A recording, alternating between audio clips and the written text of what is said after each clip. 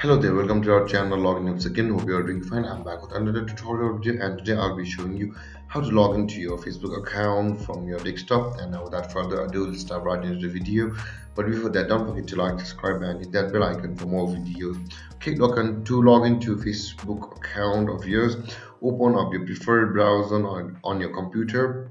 For me, I'll be using the Google Chrome, and on the top section you can see the search bar over here. Click there and type in facebook.com like this.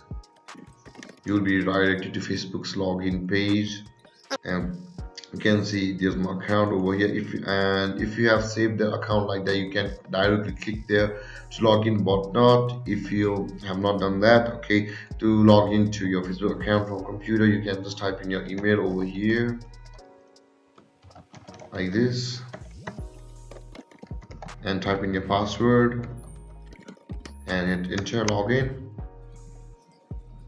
And there guys, logging into your Facebook account from your computer is this easy.